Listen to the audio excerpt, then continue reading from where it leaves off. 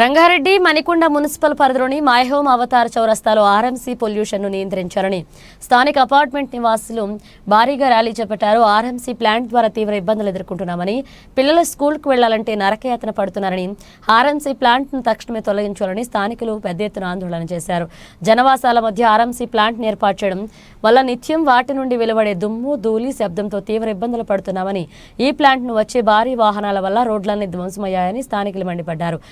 Apartment నివాసులకు మద్దతుగా Congress senior నాయకులు Kodanda Reddy, TRS party Rajendranagar నియోజకవర్గ ఇన్ఛార్జ్ పటోళ్ల కార్తిక్ రెడ్డి, రాజేంద్రనగర్ నియోజకవర్గ కంటెస్టెడ్ ఎమ్మెల్యే తోకల శ్రీనివాసరెడ్డి పాల్గొన్నారు.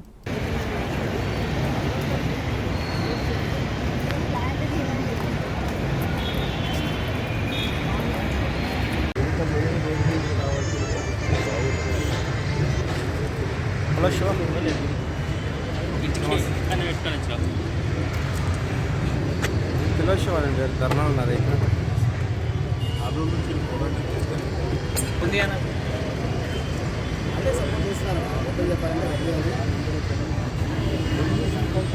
చాలా నిర్లక్ష్యం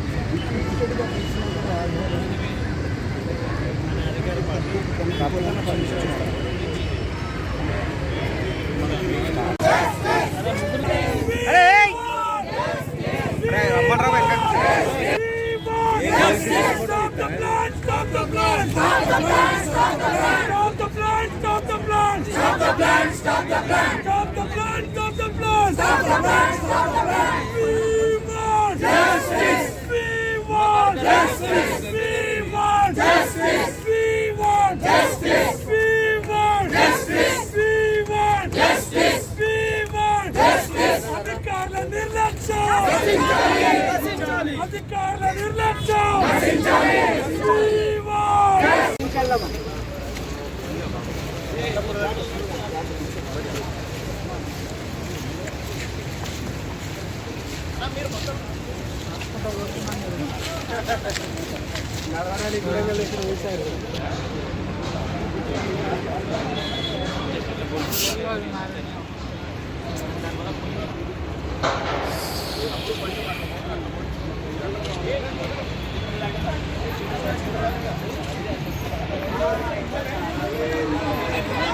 బోర్డు స్పందాలు పట్టుకొని వస్తుంది అర్జున.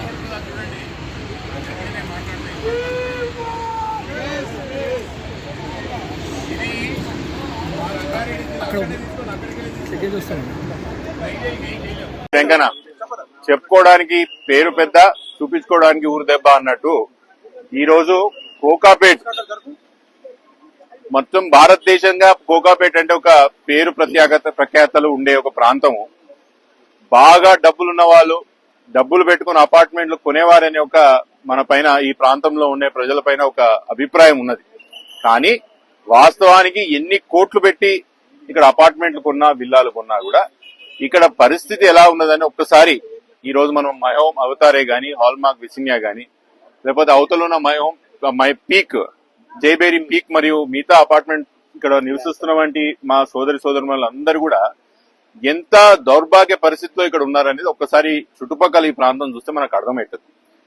5 నిమిషాలు బయట కూర్చుంటే చాలు, దుమ్ము ఎక్కడికెళ్ళి వచ్చి పడుతుందో తెలియదు, ఏ బండి ఎక్కడి నుంచి ట్రాఫిక్ పోతుందో తెలియదు. రోడ్ల పరిస్థితి దౌర్భాగ్యంగా మారింది. నేను ప్రభుత్వ పెద్దలకి ఆప్షన్లు వేసి ఇక్కడ ఉన్న ప్రాంతంలో డబ్బులు సంపాదించడమే కాదు, అపార్ట్మెంట్లు కోట్ల రూపాయలకు అమ్ముకొని ఆదాయం సమకూర్చడమే కాదు, ఇక్కడ ఉన్న మౌలిక సదుపాయాలు, ముఖ్యంగా ప్రజలు ఇక్కడ పడుతున్న ఇబ్బందులు కూడా అడ్రస్ చేయాల్సిన ఒక బాధ్యత ప్రభుత్వం మీద ఉంటది. ముఖ్యంగా ఇక్కడ ఉన్న ఆర్ఎంసీ ప్లాంట్లు, పొల్యూషన్ కంట్రోల్ బోర్డుకి ఒక నామ్స్ కి వ్యతిరేకంగా ఏదైతే ఆర్ఎంసీ ప్లాంట్లు ఇక్కడ నిలిచినాయో, లేకపోతే క్రషర్స్ ఇక్కడ పెట్టినారో, అవన్నీ కూడా గండిపేట మండలంలో ఆర్ఎంసీ ప్లాంట్లు ఏది కూడా ఉండడానికి వీల్లేదు. ఇవి ఎక్కడికి వెళ్ళి తెస్తారు ఏంటనేది అది ప్రభుత్వ అధికారులు మరియు బిల్డర్స్ యొక్క హెడేక్, మాకు సంబంధం లేదు. కానీ ప్రజలు కాపాడుకోవాల్సిన ఒక బాధ్యత వాటికి ప్రభుత్వానికి ఉన్నది, స్థానిక ప్రజాప్రతినిధులకు ఉన్నది. మీ అందరికి గుర్తు చేస్తున్నా, ఈ రోజు చిన్న శాంపుల్ సైజ్ లోనే ఇక్కడ ఉన్న స్థానికంగా అపార్ట్మెంట్ అసోసియేషన్ వాళ్ళు దాదాపు 100-200 మంది ఇక్కడ జమ కావడం జరిగింది. కానీ ఒకటి ప్రభుత్వానికి హెచ్చరిస్తున్నా, తొందరలో ఈ సమస్యల పట్ల మీరు పోరాటం చేయకపోతే, సమస్యలను ఎట్లా పరిష్కరించాలో ఆలోచన చేయకపోతే దాదాపు 10,000 మందితో మై హోమ్ అవతార్ చౌరస్తాను మేము నిర్బంధం చేస్తామని చెప్తున్నాం. Thank you. ప్రభుత్వాలే ఎకరం 100 కోట్లకు అమ్మిన ప్రాంతం నార్సింగి కావచ్చు, కోకాపేట కావచ్చు. మళ్ళీ అంత కాస్ట్లీ ప్రాంతంలో అంత పెద్ద ఉన్న ఈ ప్రాంతానికిలో ఇక్కడ ఉన్న 100 కుటుంబాలు ఈరోజు రోడ్ ఎక్కి మేము బతకలేకపోతా ఉన్నాం, మేము పొల్యూషన్ తట్టుకోలేకపోతా ఉన్నాం, లేదా ఇక్కడ దుమ్ము పరిస్థితి అధ్వానంగా దుమ్ము వస్తా ఉంది, లేదా ఇక్కడ రోడ్ల పరిస్థితి అధ్వానంగా ఉందని చెప్పి ఈ రోజు వాళ్ళు రోడ్ ఎక్కి ఈ రోజు నిరసన చేస్తున్నారంటే ఎంత దౌర్భాగ్యమైన పరిస్థితి వచ్చిందో మనం అందరం కూడా ఆలోచన చేయాలి. మళ్ళీ వీళ్ళు కొన్ని సంవత్సరాల నుంచి ఈరోజు రాజేంద్ర నియోజకవర్గంలోని రాజేంద్ర మండలంలో అనేక గ్రామాల్లో ఈ ఆర్ఎన్సీ ప్లాంట్లు వేధిస్తా ఉన్నారు, ప్రజలను వేధిస్తా ఉన్నాయి. ఈరోజు ఒట్టినాలోపల గతంలో ఇదే పరిస్థితి. అక్కడ ఉన్న గ్రామస్తులు కూడా ఆ రోజు వాళ్ళు ధర్నాలు చేయడం జరిగింది, నిరసనలు వ్యక్తం చేశారు.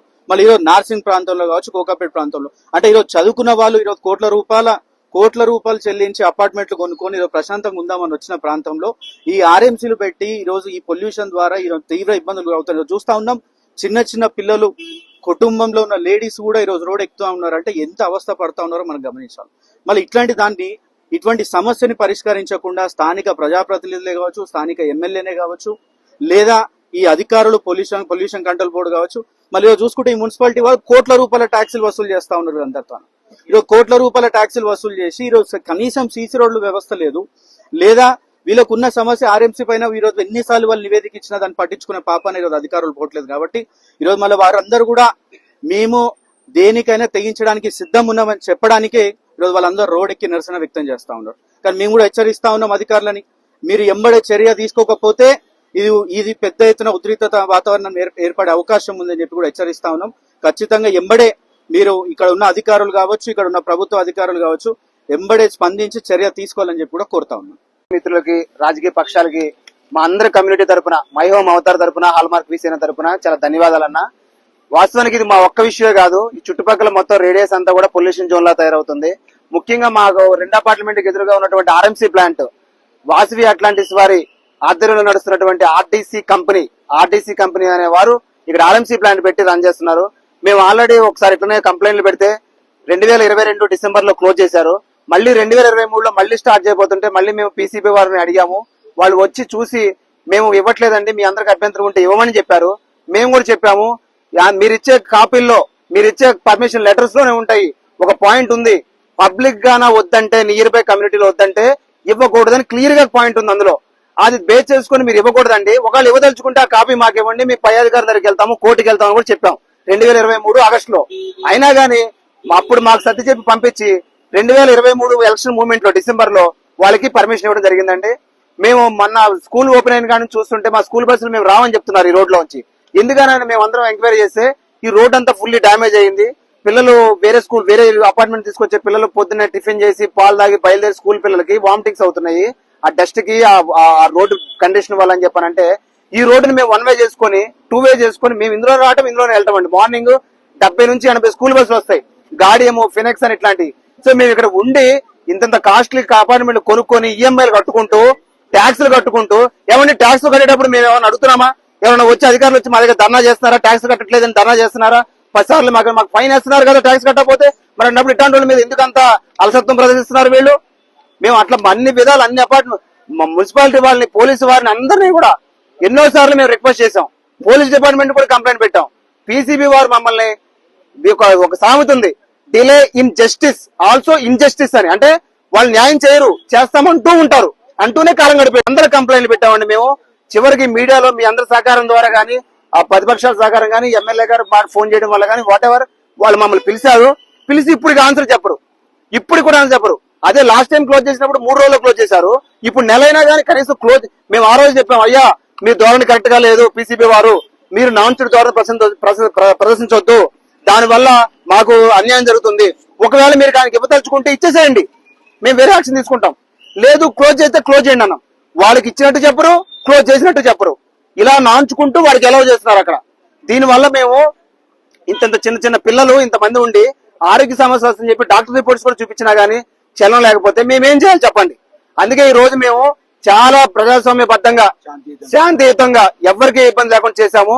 కానీ పోలీసు వారు వీరందరూ కూడా మమ్మల్ని రిక్వెస్ట్ చేశారు, ఏమంటే మీరు దయచేసి రోడ్ ఎక్కడానికి వీల్లేదు మా, అంటే మేము వాళ్ళందరూ కమిట్మెంట్ ఇచ్చాం, మా కమిట్మెంట్ మేము నిలుపుకున్నాం. మేము పోలీసు వారు కూడా విజ్ఞప్తి చేస్తున్నాం, అన్ని డిపార్ట్మెంట్ విజ్ఞప్తి చేస్తున్నాం, మా మంచితనాన్ని దయచేసి చేతకానితనం అనుకోవద్దు. మేము ఉద్యోగం చేసుకుని ట్యాక్సులు కట్టి ఈ రాష్ట్రానికి మా మున్సిపాలిటీకి ఈ ప్రగతిలో పాలు పంచుకుంటున్నాం. మేము ఇలా ఉన్నాం కదా అని చెప్పి మమ్మల్ని మిషన్ లాగా ట్రీట్ చేసి మేమేమి చేయలేము అనుకోవద్దు. మీలాగా మాలాగా మేమందరం కూడా పల్లెటూరు బ్యాక్గ్రౌండ్ వచ్చిన వాళ్ళమే, మాకు రాజకీయాలు తెలుసు, మేము యూనియన్ లో పనిచేసినాము. కానీ మేము ఇక్కడ ప్రశాంత జీవితం కోసం వచ్చినాము, మేమందరం కోఆపరేషన్ కూడా కోరుకుంటున్నాము. లేని పక్షాన ఇదేగానే ఇలాగే దారుణ కాల్స్తే ఇంకో వారంలో చూశాక వారం లోపల పర్మనెంట్ క్లోజ్ చేసి ఆ మిషనరీ మొత్తం తీసుకెళ్లకపోతే, మిషనరీ ఉంటే మళ్ళీ మొదలు పెడతాడు వాడు, మిషనరీ కానీ తీసుకెళ్లకపోతే మేము భారీ ఎత్తున రోడ్ ఎక్కుతాం. ఆ రోజు